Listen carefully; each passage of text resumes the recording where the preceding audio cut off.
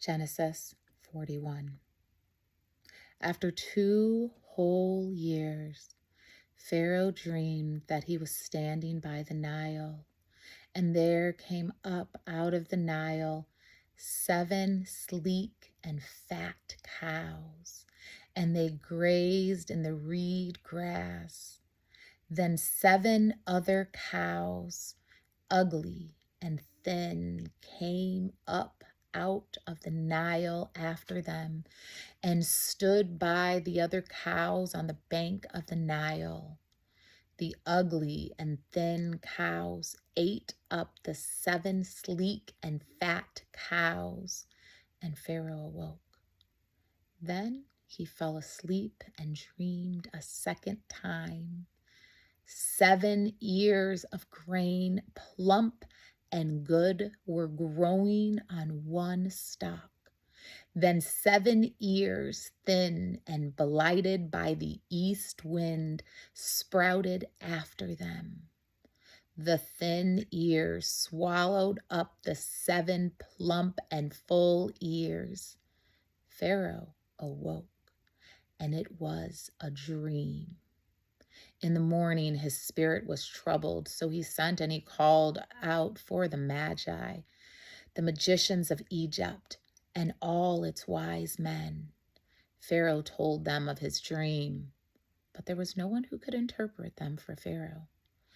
Then the chief cupbearer said to Pharaoh, I remember my faults today. Once Pharaoh was angry with his servants and put me in the chief baker's custody, me and the chief baker in custody in the house of the captain of the guard. We dreamed on the same night, he and I, each having a dream with its own meaning. A young Hebrew was there with us, a servant of the captain of the guard. When he told us, he interpreted our dreams to us, giving an interpretation to each according to his dream. As he has interpreted to us, so it turned out. I was restored to my office, and the baker was hanged. Then Pharaoh sent off for Joseph, and he was hurried, brought out of the dungeon. When he had shaved himself and changed his clothes, he came in before Pharaoh. And Pharaoh said to Joseph, I have had a dream, and there is no one who can interpret it. I have heard it said of you that when you hear a dream, you can interpret it. Joseph answered Pharaoh, it is not I. God will give Pharaoh a favorable answer. Then Pharaoh said to Joseph, in my dream I was standing on the banks of the Nile, and 7 cows, fat and sleek, came up out of the Nile and fed in the reed grass. After 7 other cows came up after them, poor and ugly and thin. Never had I seen such ugly ones in the land of Egypt. The thin and ugly cows ate up the first 7 fat cows. But when they had eaten them, no one would have known that they had done so, for they were still as ugly as before. Then I awoke. I fell asleep a second time, and I saw in my dream 7 ears of grain, full and good, growing on a stalk, and 7 ears withered, thin, and blighted by east wind, sprouting after them. And the thin ears swallowed up the 7 good ears. But when I told it to the magicians, there was no one who could explain it to me. Then Joseph said to Pharaoh, Pharaoh's dreams are one and the same. God has revealed to Pharaoh what he is about to do. The 7 good cows are 7 years. The 7 good ears are 7 years. The dreams are 1. 7 lean and ugly cows that came up after them are 7 years, as are the 7 empty and blighted by the wind.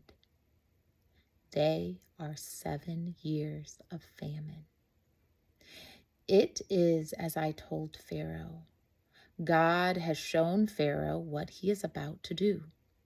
There will come 7 years of great and plenty throughout the land of Egypt. After them, there will arise 7 years of famine, and all the plenty will be forgotten in the land of Egypt. The famine will consume the land. The plenty will be no longer in the land because the famine that will follow, for it will be very grievous. And the doubling of Pharaoh's dream means that the thing is fixed by God, and God will shortly bring it about.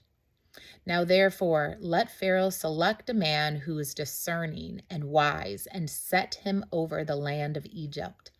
Let Pharaoh proceed to appoint overseers over the land and take 1/5 of the people's produce of the land of Egypt during the 7 plenteous years. Let them gather all the food of all these good years that are coming and lay the grain under the authority of Pharaoh. For food in the cities, let them keep it. That food shall be reserved for the land against the 7 years of famine that are to befall the land of Egypt, so that the land may not perish through the famine. The proposal pleased Pharaoh and all his servants. Pharaoh said to his servants, "Can we find anyone like this, one in whom the Spirit of God is with?" So Pharaoh said to Joseph, "Since God has shown you all of this, there is no one so discerning and wise as you. You shall be over my house, and all my people shall order themselves as you commanded. Only with regard to the throne will I be greater than you." And Pharaoh said to Joseph, "See, I have set you over all the land of Egypt." Removing his signet ring from his hand, Pharaoh put on Joseph's hand. He arrayed him in garments of his fine linen and put a gold chain around his neck. He had him ride in the chariot of his second in command, and they cried out in front of him, "Bow the knee."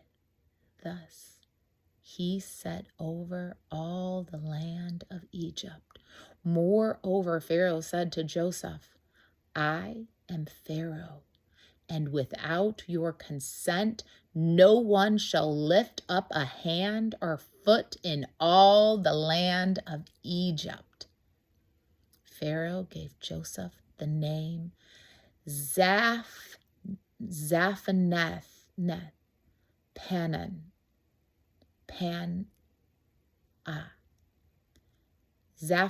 Panah, and he gave him Asenath, daughter of Potiphera, priest of On, as his wife.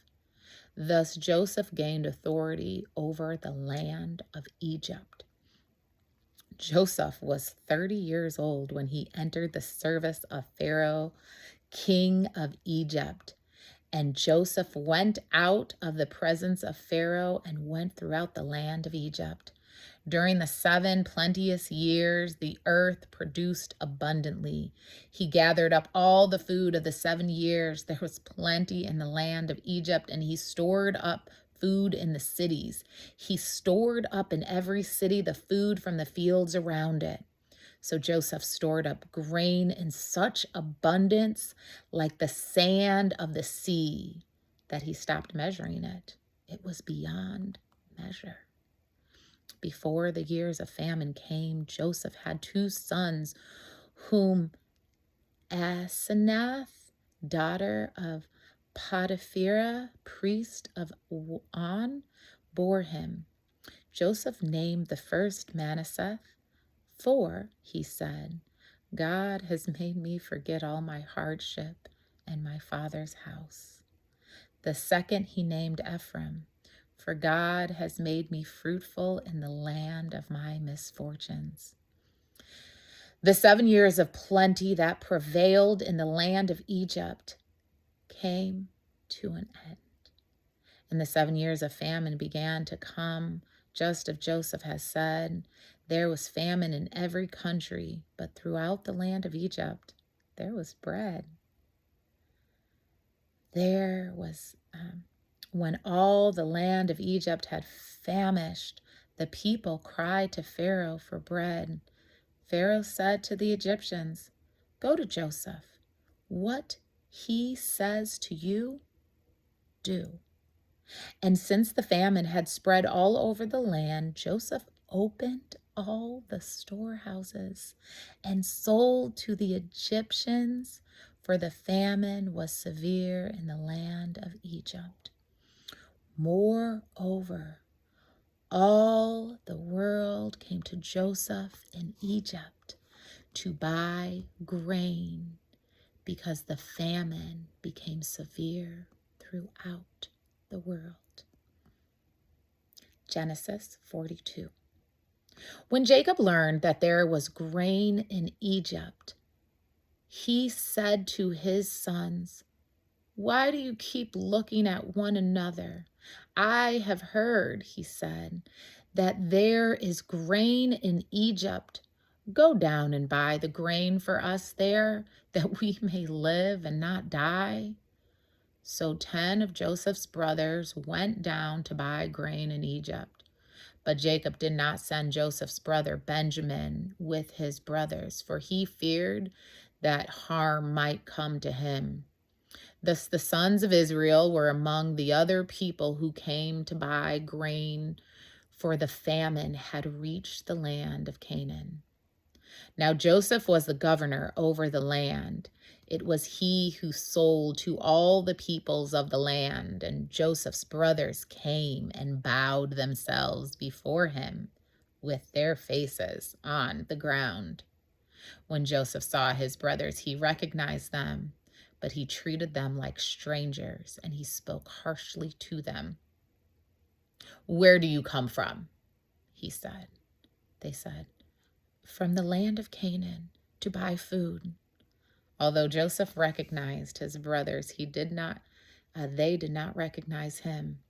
Joseph also remembered the dreams that he dreamed about them, and he said to them, "You are spies. You have come to see the nakedness of the land." They said to him, "No, my lord, your servants have come to buy food. We are all sons of one man. We are honest men. Your servants have never been spies." But he said to them, "No, you have come to see the nakedness of the land." They said, "We, your servants, are 12 brothers, the son of a certain man in the land of Canaan. The youngest, however, is now with our father, and one is no more." But Joseph said to them, "It is just as I have said to you. You are spies. Here is how I shall be tested. Here is how you shall be tested. As Pharaoh lives, you shall not leave this place unless your youngest brother comes here. Let one of you go and bring your brother, while the rest of you remain in prison, in order that your word may be tested, whether there is truth in you or else." Pharaoh lives. Surely you are spies. And he put them all together in prison for 3 days. On the 3rd day, Joseph said to them, "Do this, and you will live, for I fear God. If you are honest men, let one of your brothers stay here, where you are imprisoned. The rest of you shall go and carry the grain for famine of your households, and bring your youngest brother to me. Thus your word will be verified, and you shall not die." They agreed to do so. They said to one another, "Alas, we are paying the penalty for what we did to our brother. We saw his anguish when he pleaded with us, but we would not listen. That is why the anguish has come upon us." Then Reuben answered, "Did I not tell you not to wrong the boy? But you would not listen, and so now there comes a reckoning for his blood." They did not know that Joseph understood them, since he spoke with them through an interpreter. He turned away from them, and he wept. And he returned and spoke with them, and he picked out Simeon and had him bound before their eyes. Joseph then gave orders to fill their bags with grain, to return every man's money to his sack, and to give them provisions for their journey. This was done for them. They loaded their donkeys with their grain and departed. When one of them opened the sack to give his donkey's fodder at the lodging place, he saw his money on top of the sack. He said to his brother, "My money has been put back. Here it is in my sack." At this they lost heart and turned trembling to one another, saying, "What is this that God has done to us?" When they came to their father Jacob in the land of Canaan, they said to him all that had happened to them, saying, the Lord of the land, spoke harshly to us and charged us with spying in the land. But we said to him, "We are honest men. We are not spies. We are 12 brothers, sons of our father. No one is more. And the youngest is now with our father in the land of Canaan." Then the Lord of the land, said to us, "By this I shall know that you are honest men. Leave one of your brothers with me. Take the grain for your famine of your household and go away. Bring your youngest brother to me, and I shall know that you are not spies, but honest men.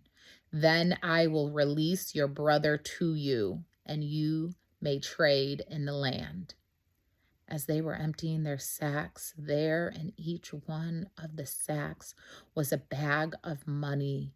When they and their father saw the bundles of money, they were dismayed. And their father Jacob said to them, "I am the one you have bereaved of children. Joseph is no more, and Simeon is no more, and now you would take Benjamin? All this has happened to me." Then Reuben said to his father, "You may kill my 2 sons if I do not bring him back. Put him in my hands. I will bring him back to you."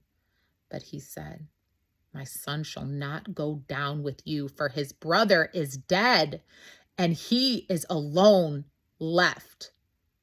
If harm shall come to him on his journey that you are to make, you would bring down my gray hairs with sorrow to Sheol."